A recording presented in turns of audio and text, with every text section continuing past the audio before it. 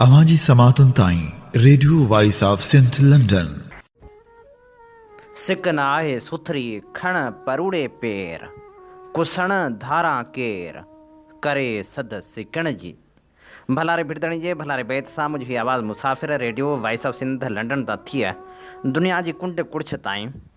जंहिंजा माग ॿुधिजे पियो उन्हनि मेड़ी महिरबाननि खे सिक भरियो सलाम शाल क़बूल पवे।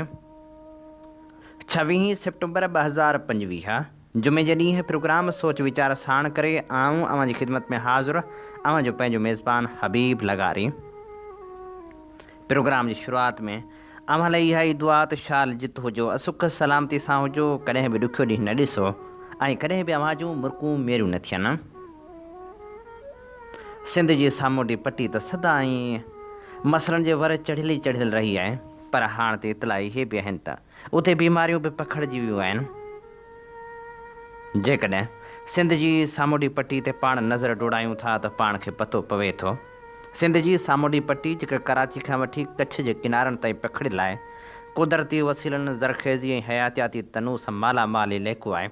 पर अफ़सोस जो हिन इलाइक़े खे केतिरनि ई वॾनि मसइलनि ऐं ख़तरनि तबाही जे किनारे ते पहुचाए छॾियो आहे, जेके न सिर्फ़ु माहौलियात खे मुतासिर कनि था पर मक़ामी आबादीअ जी ज़िंदगी खे बि ख़तरे में विझी रहिया आहिनि।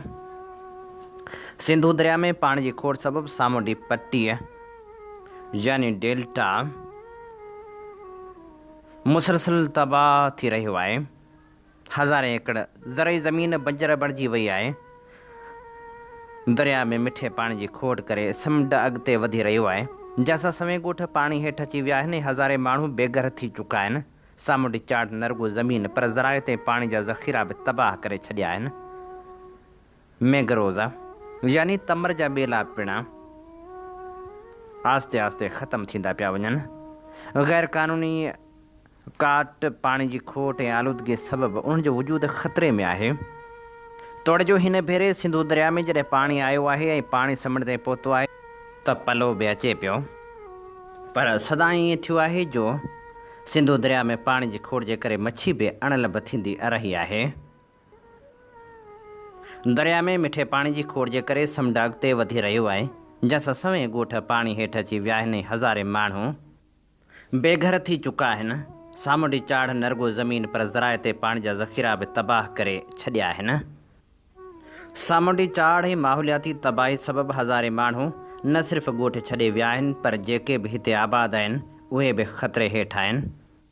हाणे जॾहिं बरसातनि खां पोइ हर पासे पाणी बीठल आहे तॾहिं मच्छरनि जो आज़ार बि वधी वियो आहे। पीअण जो साफ़ पाणी अणलभ हुजण जे करे गैस्ट्रो ऐं डायरिया जे मर्ज़ में वाध थी रही आहे।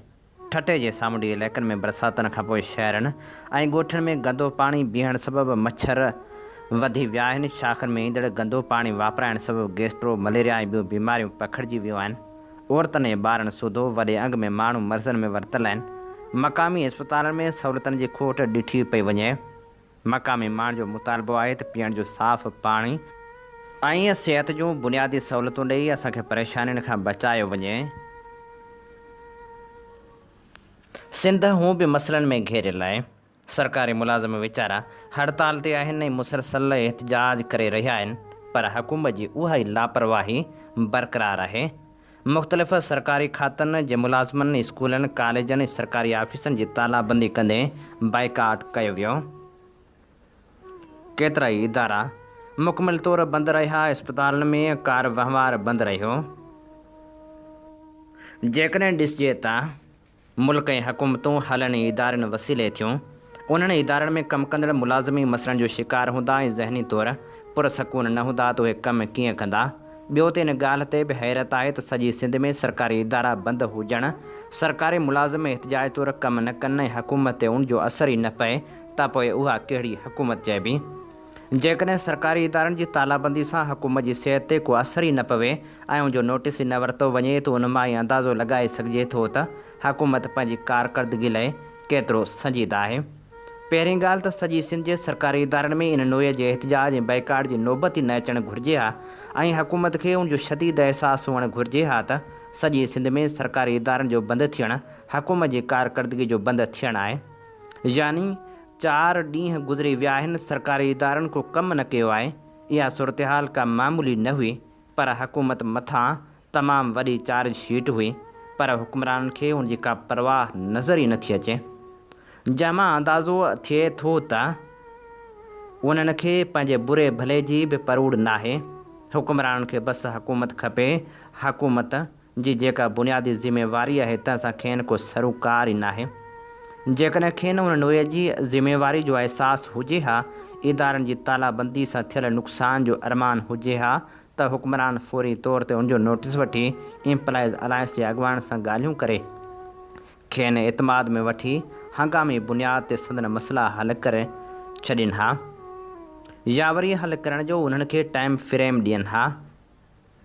उहा हुकूमत जी अवलीन ज़िमेवारी आहे त उहा सरकारी इदारनि ऐं मुलाज़िमनि खे कमु करण जो बहितरीनु माहौल मुहैया करे, खेनि घुर्बल सहूलियतूं ॾिए ऐं संदन ज़रूरतनि जो ख़्यालु करे त जीअं कमु ऐं उन कम जे मयार खे बरक़रार रखी सघिजे। पर हिते मसइला ई मसइला, परेशानियूं ई परेशानियूं ऐं तकलीफ़ूं ई तकलीफ़ूं आहिनि। उहे सभु नाकाम हुकूमत ऐं ख़राबु हुक्मरानी जूं ई निशानियूं आहिनि, जिन खे हुकूमत जूं मुख़ालिफ़ जमायतूं केश बि कराए सघनि थियूं ऐं उन बुनियाद ते हुकूमतनि खे कमज़ोर करे पंहिंजे अॻिते अचण जी राह हमवार करे सघनि थियूं। पर ॻाल्हि इहा ई आहे त हुक्मराननि खे ॼण त उनजी परवाह ई न आहे, जंहिंखे असां ग़ैर ज़िमेवारी सम्झूं था, जंहिंजा ख़राब खां ख़राब ई नतीजा निकिरी रहिया आहिनि। हाणे बि सिंध इम्प्लाइज़ अलायंस ऐलान कयो आहे त 27 सेप्टेम्बर ताईं समूरनि इदारनि जी तालाबंदी रहंदी ऐं सिंध हुकूमत अञा बि नोटिस न वरितो त 6 अक्टूबर ते बिलावल हाउस आॾो लखे मुलाज़िमनि सां गॾु धरणो हंयो वेंदो। शल अहिड़ी नौबत अचण खां अॻु हुकूमत खे होश अची वञे। अवां जी समातुनि ताईं radio voice of Sindh London. Sindh तारीख़ी तौरु पुरअमन खितो रहियो आहे, पर सिंध खे कॾहिं त ॿाहिरियुनि हमलावरनि तबाह पे कयो आहे त कॾहिं वरी बदअमनी जी बाह पे साड़ियो आहे। उन बदअमनी जे राकास ते हसीब नायाब मंकी लिखे थो, सिंध तारीख़ी हवाले सां निहायत सरसब्ज़ ऐं अमन पसंद खितो रहियो आहे, जिते रवादारी ऐं इंसान दोस्ती जो परचम हमेशह बुलंद रहियो आहे। तोड़े जो धारिन हमेशह हिन धरती ते काहूं करे डफेड़ फसाद ऐं झेड़ा तोड़े जंगियूं करे हिन खिते जो पुरअमन माहौल ख़राब कयो, पर उन हूंदे बि सूफ़ियुनि जी धरती ते अमन जो पैगाम ई मान जी सुञाणप रहंदो आयो। जॾहिं खां सियासत वसीलनि जी विरासत खां वठी इक़्तिदार जी जदोजहद ताईं इंसाफ़ बदिरां ताक़त ऐं धमकियुनि जे उसूल ते हलणु लॻी, तॾहिं खां अमन जे बुनियादनि में ॾार पइजी विया। अॼु सिंध जी अमन ऐं अमान जी सूरतहाल रुॻो क़ानून नाफ़िज़ कंदड़ इदारनि जी कमज़ोरी जो नतीजो न आहे, पर सियासी तज़ादनि, मुआशी नाइंसाफ़ियुनि ऐं हुकूमत जे फौरी तौरु एक्शन न खणण जो सऊं सिधो अक्स आहे। कराची, जेका मुल्क जी मईशत जी करंगेवारी हॾी रही आहे, गुज़िरियल 3 ॾहाकनि में सियासी मुफ़ादनि हथां बदअमनी जो मर्कज़ बणिजी वई आहे। कॾहिं लसानी टकराउनि, कॾहिं मज़हबी फॾनि, कॾहिं सियासी जमायतनि जे हथियारबंद विंग्स ऐं कॾहिं दहशतगर्दी जे नेटवर्क, सभिनी गॾिजी हिन शहर खे ॼण त घायल करे छॾियो आहे। बदअमनी जी लहरनि सां न रुॻो माण्हुनि जो एतमाद टुटी पियो आहे, पर सीड़पकारी वापार ऐं शहरी ज़िंदगी ते बि वॾो नाकारी असरु पियो आहे। कराची जी बदअमनी जा कारा ककर समूरी सिंध जे अमन वारी सूरतहाल ते छायल आहिनि, छो त हीउ शहर रुॻो सिंध जो न पर सॼे मुल्क जो इक़्तिसादी मर्कज़ आहे। ॿिए पासे सिंध जा ॿिया वॾा शहर हैदराबाद, सखर, लाड़काणो, मीरपुर ख़ास, बेनज़ीराबाद, शिकारपुर, जकमाबाद ऐं बहराड़ी जा इलाइक़ा बि अमन जे हवाले सां वॾनि बहरान जो शिकार आहिनि। जागीरदारी निज़ाम, धाड़ेल कल्चर ऐं खूनी झड़नि समेत अगवा ऐं फुरतोड़े लजालूट जा केस त महमूल बणियल आहिनि। हिकु तरफ़ रियासत इन तरफ़ ध्यानु अलाए जे छो नथी ॾिए, ॿिए पासे सियासतदान उन्हनि ॾोहनि खे ख़तमु कराइण बदिरां अक्सर पंहिंजे मुफ़ादनि लाइ ख़ामोशी इख़्तियार कयो वेठा आहिनि। इहो पिणु चयो वञे थो त केतिराई बासर माण्हू धाड़ेलनि जी पुठ भराई करे पंहिंजो सियासी असर रसूख़ क़ाइमु रखंदा रहिया आहिनि। पुलिस तोड़े इंतिज़ामिया केतिरी आज़ादु आहे ऐं केतिरो सियासी हुकुमनि जे ताबे रहे थी, उन बाबति कुझु चई नथो सघिजे। हा, मगर आम माण्हू खे तहफ़ुज़ ॾियण में सिंध पुलिस पक सां नाकाम नज़र आई आहे। हिकु रिपोर्ट मूजिबि गुज़िरियल 8 महीननि में कराची रेंज में 382, सखर में 250, लाड़काणे में 314, हैदराबाद में 218, मीरपुर ख़ास में 42 ऐं शहीद बेनज़ीराबाद में 126 ॼणा क़त्ल थिया आहिनि। 3817 शहरनि खे अगवा या जरगमाल बणाए वियो। सिंध सूबे जूं हाईवेज़ बि धाड़ियुनि जे निशाने ते रहियूं। फुरन जूं 14 धाड़नि जूं 10 वारदातूं थियूं। हज़ारनि जी तइदाद में सूबे मां मोटरसाइकिलूं ऐं कारूं खसी वियूं या चोरी थियूं। मोबाइल फ़ोन, सोन, तोड़े रोक रक़म जे फुर जा वाक़िया बि के थोरा न आहिनि। एतिरो ई न पर औरतुनि ऐं ॿारनि सां लॼा लुट जा 291 तोड़े इज्तमाही लॼा लुट जा 55 वाक़िया पेश आया। ज़ालमनि मासूम ॿारनि खे बि कोन्हे बख़्शियो। सिंध में 385 ॿार अगवा थिया। कारोकारी जी कुदी रस्म खे हिन भेरे बि हथी मिली। 43 केस त कारोकारी जा रिपोर्ट थिया आहिनि। छा इहे अंग अखर परेशान थियण लाइ घटि आहिनि? सिंध जा माण्हू आख़िर छो ज़ुल्म जो शिकार थी रहिया आहिनि? आख़िर छो सिंध जो आम माण्हू पंहिंजी धरती ते ग़ैर महफ़ूज़ थी वियो आहे? सियासी क़यादत जे रवैयनि ते ग़ौर कजे त साफ़ नज़र अचे थो त अमन जा वाइदा चूंड मुहिमनि दौरान त घणा थियनि था, पर इक़्तिदार हासिल करण खां पोइ उहे वाइदा पूरा थियण खां अक्सर रहिजी वञनि था। थोरो ग़ौर कजे त सिंध जी बदअमनी जो हिकु वॾो सबबु मुआशी इस्तेसाल ऐं अणबराबरी बि आहे। सिंध पूरे मुल्क खे गैस, तेल ऐं पाणी जहिड़ा अहम वसीलात ॾिए थी, पर उन्हनि मां सिंध जे मक़ामी माण्हुनि खे मुकमल फ़ाइदो नथो मिले।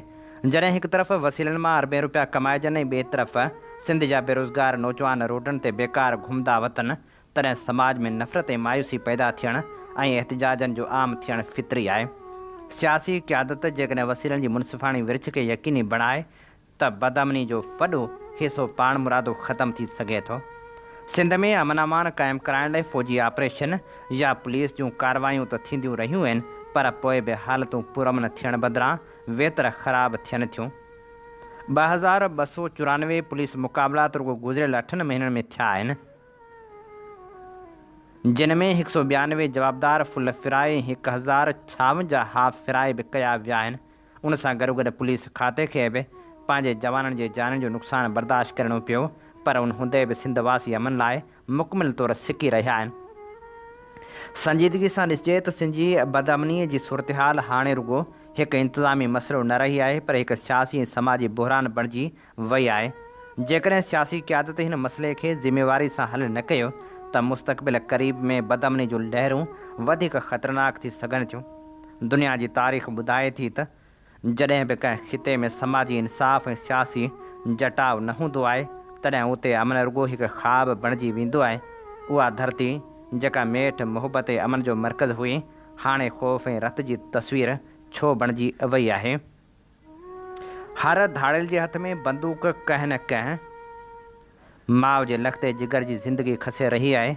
हर सियासी झेड़े में कंहिं न कंहिं पीउ जी चेल चिॿी थी रही आहे ऐं हर बेरोज़गार नौजवान जे अखियुनि मां रोशन मुस्तक़बिल जा ख़्वाब ख़तमु थी रहिया आहिनि। सिंध जा शहर ऐं ॻोठ नींदड़का बणिजी विया आहिनि, पर साॻिए वक़्तु इहा बि हक़ीक़त आहे त सिंध जो माण्हू पंहिंजे सूफ़ी रिवायतनि सबबु मायूसी में मुकमिल तौरु ख़तमु नथो थी सघे। पर हिन मसइले जे हल लाइ ऐं अमन क़ाइमु करण लाइ सियासी जमायतनि, समाजी तनज़ीमनि ऐं वस वारनि खे गॾिजी हिकमत अमली तयारु करणी पवंदी। जेकॾहिं सियासतदान अवाम जी ख़िदमत लाइ पंहिंजो असरु वाक़ई बि इस्तेमालु कनि त सिंध ॿीहर अमन ऐं रवादारी जो मिसाल बणिजी सघे थी। अहिड़ी रीति इंतिज़ामिया बि ख़ासि उपाउ वठणु शुरू करे त सिंध में अमन जा गुलाब ॿीहर खिड़ी सघनि था। सिंध जो ख़्वाबु इहो आहे त माण्हू ख़ौफ़ बदिरां मुहबत में जीअनि, ऐं उहो ख़्वाबु तॾहिं ई पूरो थींदो जॾहिं इंतिज़ामिया ऐं सियासतदान पंहिंजनि गरियल कोशिशनि सां अमन अमान क़ाइमु कराइण लाइ गॾिजी किरदारु अदा कंदा। हीअ असीं अवां जी ख़िदमत में पेश करे रहिया हुआसीं हसीब मंकी जो लिखियल ख़ूबसूरत लेख। अवां जी समातुनि ताईं radio voice of Sindh London. आम हीअं ॿुधी रहिया आहियो radio voice of Sindh London. अवां जी ख़िदमत में प्रोग्राम पेश कयो पियो वञे सोच वीचार जे हिन सफ़र में आऊं अवां सां मुखातिब आहियां जो पंहिंजो मेज़बान हबीब लगारी। जीअं तव्हीं चङी रीति ॼाणो था त असीं radio voice of Sindh London तां अवां जी ख़िदमत में उहे प्रोग्राम पेश कंदा आहियूं जिन में सचाई जा सॾ हूंदा आहिनि, जिन में तारीख़ जा अमल वर्क हूंदा आहिनि। असीं चाहियूं था त हीउ सफ़र सफलता माणे, जंहिं लाइ असांखे अवां जे साथ ऐं सहकार जी ज़रूरत आहे। पाण इहो बि चङी रीति ॼाणूं था त सिंध में ड्रामो ख़ासि तौर ते स्टेज नाटक ज़वाल जो शिकार थींदो रहियो आहे। पर जेके बि स्टेज नाटक थियनि था उन में पंहिंजा नवाज़ी वारो अनसर बि शामिल हूंदो आहे या वरी साॻियुनि अदाकारनि खे मुख़्तलिफ़ किरदार ॾिना वेंदा आहिनि, जंहिंजे करे पिणु स्टेज नाटक पंहिंजो उहो लुत्फ़ वञाए वेंदो आहे, छो त उन में अहिड़ा किरदार अदा करण वारा अदाकार बि अची वेंदा आहिनि जेके उन किरदार लाइ मौसून बि न आहिनि हूंदा। स्टेज नाटक लाइ कहिड़ियूं शयूं ज़रूरी आहिनि ऐं उनजी बहितरी लाइ छा कजे, कीअं हथी वठराइजे, जेके स्टेज नाटक थियनि था या मुख़्तलिफ़ इदारा कराइनि था त उन्हनि खे कहिड़ा क़दम खणणु घुरिजनि, उन बाबति ख़ूबसूरत लेखक अयूब गुल लिखे थो। पाण जॾहिं आर्ट जी ॻाल्हि करियूं था उनजो मतिलबु फ़नून लतीफ़ा जे सभिनी शोबनि जो ज़िक्र हूंदो आहे। शाइरी, कहाणी, मुसवरी, गायकी, रक़्स, मौसीक़ी, अदाकारी ऐं संगतराशी ताईं सभु शोबा हिक ई वण जूं शाख़ूं आहिनि जंहिंजो नालो फ़न आहे। ऐं जॾहिं असीं फ़न खे संजीदा नथा वठूं त ॾाढा फ़नी थी पऊं था, पोइ आर्ट जे नाले में जेके कुझु करणु लॻंदा आहियूं खिल जोॻो थी पवंदो आहे। इहो ई सबबु आहे जो हाणे जॾहिं असीं सिंध में आर्ट जी ॻाल्हि करियूं था को असांखे संजीदा वठण लाइ तयारु न हूंदो आहे। उहो फ़न जेको तख़लीक़ियत खां ख़ाली हलकड़ो 600 बेमौज़ू या रद्द थियल मौज़ूअनि ते आधारियल हुजे, उनखे जदीद दौर जो नौजवान भला कीअं क़बूल करे सघे थो। उन करे आर्ट जे सभिनी शोबनि सां लाॻापियल दोस्तनि खे पंहिंजे तख़लीक़ ऐं तख़्युल जा ज़ाविया तब्दील करणा पवंदा। बहरहाल मुंहिंजी हिन सॼी तमहीद जो मक़सदु हैदराबाद में थींदड़ थिएटर फेस्टिवल जे हवाले सां चंद गुज़ारिशूं पेश करणु आहे। हैदराबाद थिएटर फेस्टिवल जे नाले सां थींदड़ 11 ड्रामनि जो उहो फेस्टिवल कराची आर्ट काउंसिल ऐं कल्चर डिपार्टमेंट जे तरफ़ां पेश कयो पियो वञे, जंहिंजो कर्ता धर्ता अदाकार ऐं थिएटर डायरेक्टर रफ़ीक़ी साणी आहे, जंहिंखे ऑर्गेनाइज़र चवनि था। सभ खां पहिरीं इहो ॾिसणु घुरिजे त हैदराबाद में हिन वक़्तु थिएटर जे हवाले सां मशहूरु नाला कहिड़ा आहिनि ऐं उन्हनि मंझां कहिड़नि हिदायतकारनि या फ़नकारनि खे हिन थिएटर फेस्टिवल में शामिलु रखियो वियो आहे। मूं हैदराबाद थिएटर फेस्टिवल में पेश थींदड़ ड्रामनि जे नालनि, लेखकनि ऐं हिदायतकारनि जी लिस्ट ॾिठी त उन में आगा ज़फ़र, मंज़ूर दानिश, ख़ालिद कलियार, पारस रियाज़ ऐं ॿिनि केतिरनि थिएटर डायरेक्टरनि जा नाला शामिलु न आहिनि। मैडम कज़बानो आसिफ़ खे बि लाइव एहतिजाज खां पोइ ड्रामो ॾिनो वियो। साॻी तरह लेखकनि जो हाल आहे, कंहिं बि नाले वारे लेखक जो ड्रामो शामिलु न रखियो वियो आहे। वरी जेकॾहिं अदाकारनि जी ॻाल्हि कजे त हिकु औरत अदाकारा खे 8 ड्रामनि में कास्ट कयो वियो आहे, जॾहिं त हैदराबाद जूं टीवी ऐं थिएटर जूं ख़ूबसूरत अदाकाराऊं लाइबा बलोच, सिंधिया सिंधी ऐं शमा मगी ग़ाइबु आहिनि। नौजवान मेल एक्ट्रेस मां अनु सोलंगी खे कंहिं हिकिड़े ड्रामे में कास्ट न कयो वियो आहे। इहा ॿी ॻाल्हि आहे त पूरे फेस्टिवल जे सभिनी अदाकारनि खां अनु सोलंगी वधीक मक़बूल ऐं क़ाबिल अदाकार आहे। उन पसंदि नापसंदि ऐं लाबी सिस्टम जे करे आर्ट जो जेको सत्यानास थी रहियो आहे उहो सुभाणे खां शुरू थींदड़ हैदराबाद थिएटर फेस्टिवल में नज़र अची सघे थो।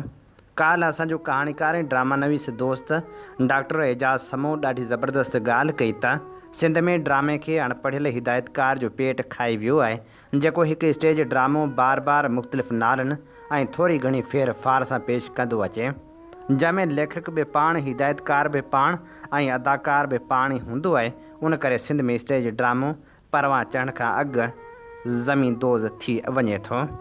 हिकु त इहा मुसीबत मथां असांजे हिदायतकार दोस्त पैसो बचाइण जे चकर में सेट खां वठी कास्ट ताईं हर कम में 2 नंबरी कमु कनि था। सिंधी में हिकु चवणी आहे त टके जे बोड़ में मख ज़रूरु हूंदी आहे।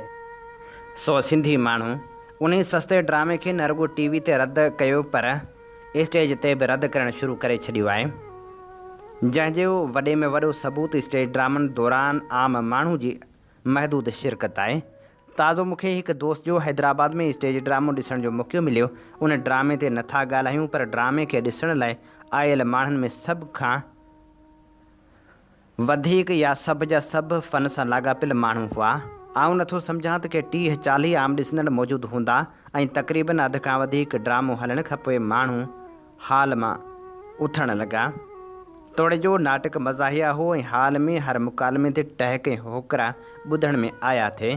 तफ़री ड्रामो बि ज़रूरी आहे, पर हिन वक़्तु जेको कराची आर्ट काउंसिल तरफ़ां थिएटर फेस्टिवल थिए पियो उन में शामिलु ड्रामनि जी जांच करणु घुरिजे त उहे कहिड़नि मौज़ूअनि ते आधारियल आहिनि या किथे अॻु में पेश कयल त कोन्हनि। ऐं सभ खां अहम ॻाल्हि त हुन जी कास्टिंग में छा किरदार लाइ घुरिबल अदाकारनि जी चूंड कई वई आहे, छाकाणि त कंहिं बि किरदार जे मिज़ाज खे सम्झंदे जेकॾहिं उन मुताबिक़ आर्टिस्ट जी चूंड कबी त उहा कहाणी हक़ीक़त जो अक्स पेश करे सघंदी। ॿी सूरत में मिस कास्टिंग कहाणी जो तासिर ज़ाया कंदी ऐं शामिल अदाकार पंहिंजे किरदार वाइड़े घोड़ जा ॼाणी नज़र ईंदा। सो हैदराबाद थिएटर फेस्टिवल जे हवाले सां कराची आर्ट काउंसिल ऐं सकाफ़त खाते जे चइनि चङनि खे आम ॾिसण जो ओन हूंदो त ज़रूरु उन ॻाल्हियुनि ते सोचींदा, न त आम ॾिसंदड़ हू बि स्टेज ड्रामे जे नाले में सस्ती ऐं तख़लीक़ियत खां ख़ाली वर्जाव खे रद्द करे चुको आहे। हीअ असीं वञी समातनि जी नज़र करे रहिया हुआसीं अयूब गुल जो लिखियल ख़ूबसूरत लेख। अवां जी समातुनि ताईं radio voice of Sindh London. ख़ूबसूरत लेखक लतीफ़ जमाल लिखियो, असां नफ़सियाती तौरु हिन समाज जे क़ैद खाने खे क़बूल करे चुका आहियूं। असां पंहिंजे माज़ीअ जी शानदार ऐं तारीख़ी जदोजहदनि ऐं कामयाबियुनि जो खटियो खाईंदा रहूं था। असां में इहो हौसलो नाहे रहियो त असां नवनि चैलेंजनि ऐं नयनि मुसीबतनि ख़िलाफ़ु साबित क़दमी सां जदोजहद करियूं। अवामी नफ़रत, गुस्से ऐं किरोध खे मुनज़म ताक़त में तब्दील करण जी असां में सघ नाहे रही।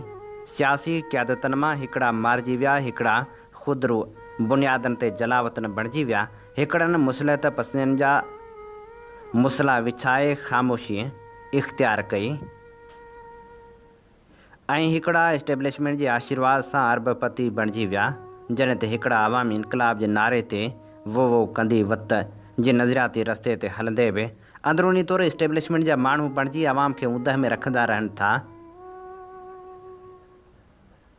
जिन मां नई आवाम खे आसिरो, नई इस्टेब्लिशमेंट खे कॾहिं कोई ख़ौफ़ रहियो आहे, ईअं जीअं दुनिया जे इनकलाबी तहरीकनि जा अलमिया रहिया आहिनि। मिसाल तौरु हिंदुस्तान जी आज़ादी वारी हलंदड़ जदोजहद में हैदराबाद, दखन, भोपाल ऐं ॿियनि केतिरनि रियासतनि जा नवाब ऐं महाराजा बरतानवी साम्राज सां न रुॻो वफ़ादार रहिया, पर आज़ादी जी तहरीक खे कमज़ोर करे अंग्रेज़नि खां मुआशी ऐं सियासी मुफ़ाद हासिल कंदा रहिया। नतीजे में अंग्रेज़नि अहिड़नि वॾेरनि ऐं जागीरदारनि खे न रुॻो जागीरूं तोहफ़े में ॾिनियूं, पर खेनि वॾनि एज़ाज़नि सां बि नवाज़ींदा रहिया, जंहिंजो तफ़सीली ज़िक्र जवाहिर लाल नेहरू पंहिंजे किताब में बि कयो आहे, जंहिं बरतानवी साम्राजी आज़ादी जे तज़ादनि खे तारीख़ी पस मंज़र में बयानु कयो आहे। 1960 में बेल्जियम खां आज़ादी हासिल करण लाइ कांगो जे इनकलाबी अॻुवान पेट्रस मरकज़ी किरदारु अदा कयो हो, जंहिंजी हिकिड़ी तारीख़ी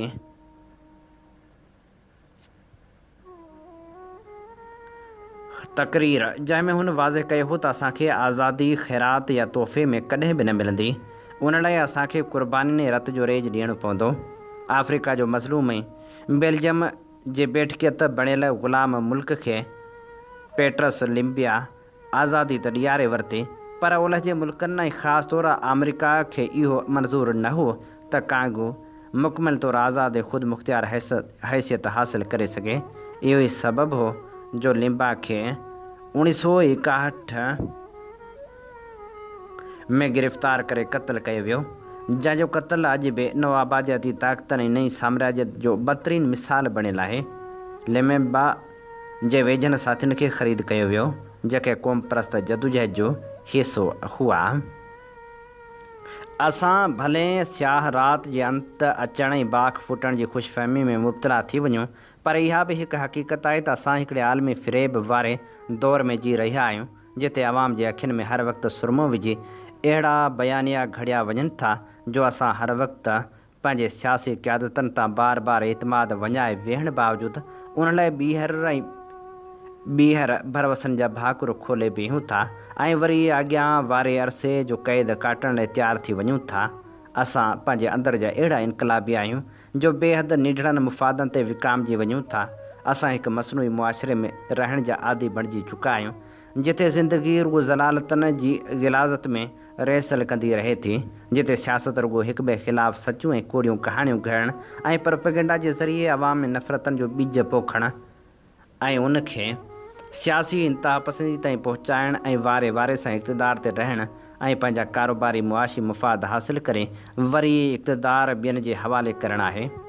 कुछ वक़्त गोशा नशीनी खां पोइ पंहिंजे कारोबारी मुफ़ादनि ख़ातिर ॿीहर अखियूं महटे उथण ऐं हिक ॿिए मथां संगीन इल्ज़ाम बाज़ी करणु असां जहिड़नि समाजनि में सियासी क़यादतनि जो ज़बरदस्त पेशो बणिजी वियो आहे। आलमी फ़रेबनि जी ऊंदाही दौर में ॾीओ ॿारण खां सवाइ ऊंदाह ख़तमु थी नथी सघे। 19वीं सदी में लातीनी अमेरिका जी आज़ादी जे तहरीकनि खां वठी 20वीं सदी में वियतनाम समेत ॿियनि आज़ादियुनि ऐं हक़नि जी हासिलात वारनि तहरीकनि ताईं समूरनि तहरीकनि ऐं अवामी जदोजहदुनि जे कामयाबियुनि जे बुनियादी हिकु जहिड़ा इहा बि हुई त उन्हनि में अवामी शमूलियत, सियासी शफ़ाफ़ियत, साबित क़दमी, बैनुल अक़वामी हिमायत, क़ुर्बानी, ईमानदारी जा अनसर शामिलु हुआ। हिन वक़्तु जॾहिं सिंध हज़ारे मसइलनि खे मुंहुं ॾेई रही आहे ऐं हर ॾींहुं सिंध लाइ सोग जा नवां सनहिया आणींदो रहे थो, अहिड़े वक़्तु सिंध जूं समूरियूं सियासी पार्टियूं जदोजहद जे मैदान खां ॿाहिरि बीठल आहिनि। सिंध जे समूरनि वॾनि शहरनि खां सवाइ सिंध जी ज़मीन मथां सिधी ऐं अणसिधी तरह उहे धुरियूं क़ाबिज़ आहिनि जिन खे ही मुल्क तोहफ़े में ॾिनो वियो आहे। सिंध जे समूरनि वसीलनि मथां कब्ज़ो कयो वियो आहे। कैनालनि जो मामिरो आरज़ी तौरु मुलतवी कयो वियो आहे। वॾनि शहरनि में सिंधियुनि खे अक़लियत में तब्दील करण जूं साज़िशूं थींदियूं रहनि थियूं। सिंध जा माण्हू गुरबत ऐं बेरोज़गारी जे नतीजे में पैदा थींदड़ समूरनि वबाउनि में मुब्तला थी विया आहिनि। नवनि सूबनि जे मुअल घोड़े खे उथारण लाइ इंजेक्शनूं हयूं पियूं वञनि। मीडिया मछ हज़ार भाङा थींदी सोणी वारो लकाउ आहे। अहिड़ी हालति में सिंध जे वतन दोस्त सियासी पार्टियुनि जी का वाज़े हिकमत अमली नज़र नथी अचे। जेकॾहिं का सियासी पार्टी इहा दावा करे थी त उन्हनि जो सॼो साल जदोजहदनि में गुज़रियो आहे त उन जदोजहद जा नतीजा बि साम्हूं अचणु घुरिजनि। जेसिताईं समूरियूं सियासी पार्टियूं सिंध जे मिड़नी मसइलनि जे हल लाइ का गॾियल हिकमत अमली न जोड़ींदियूं, सिंध जी आवाम जूं हमदर्दियूं हासिल करे न सघंदियूं, सिंध दुश्मन क़ुवतूं वॾी चालाकी ऐं मकारी सां सिंध ख़िलाफ़ साज़िशूं कंदियूं रहनि थियूं, जेकॾहिं असां जे वतन दोस्त सियासी क़यादत बि इक़्तिदारी धुरियुनि वांगुरु ऐं दुनिया जे आलमी तहरीकनि जे ख़ात्मे मथां आज़मायल नुस्ख़नि जो शिकार थी वियो त पोइ सिंध पंहिंजो वजूद वञाए वेंदी। उहा सिंध जे सियासी तनज़ीमनि जी इज्तिमाही सियासी नाकामी हुई जो बबरलो वारो धरणो बि वकीलनि जी अॻुवाणी में हयो वियो, जंहिंजे नतीजे में अवामी शमूलियत मुमकिन थी सघी। पर जेकॾहिं का हिकिड़ी सियासी धुर उन क़िस्म जे धरणे जो ऐलान करे हा त बाक़ी सियासी धुरियूं उन जी हिमायत कॾहिं बि न कनि हा, न ई एतिरी अवामी शमूलियत मुमकिन बणिजी सघे हा। हिते को ओचितो अहम इंकशाफ़ नथो करे सघिजे, पर जॾहिं सियासी जदोजहद करण बजाए सियासी इख़्तिलाफ़नि खे क़बीलाई रवश ऐं अंदाज़ में हिक ॿिए मथां इल्ज़ाम तराशनि जे वर चाढ़ियो वियो त गॾियल सियासी जदोजहद कीअं मुमकिन बणिजी सघंदी। वतन दोस्त सियासी पार्टियुनि तनज़ीमनि मथां सिंधी आवाम जो इन करे बि एतमाद नाहे रहियो जो सिंधी आवाम क़ौमी हक़नि जे हासिलात वारनि जदोजहदनि में हलंदे उहे नतीजा हासिल कया आहिनि त जीअं इक़्तिदारी पार्टियुनि लाइ सियासत कारोबार आहे, ईअं ई केतिरनि वतन दोस्त सियासी पार्टियुनि लाइ बि सिंध कारोबार जो ज़रियो बणियल आहे। हीअ असीं अवां जे समातनि जी नज़र करे रहिया हुआसीं लतीफ़ जमाल जे ख़ूबसूरत लेख मां चूंड वर्क। इन ते ई प्रोग्राम सोच वीचार जो वक़्तु पुॼाणी ते पहुचे थो। पंहिंजे मेज़बान हबीब लगारी खे इन साॻी दुआ सां ॾींदा इजाज़त।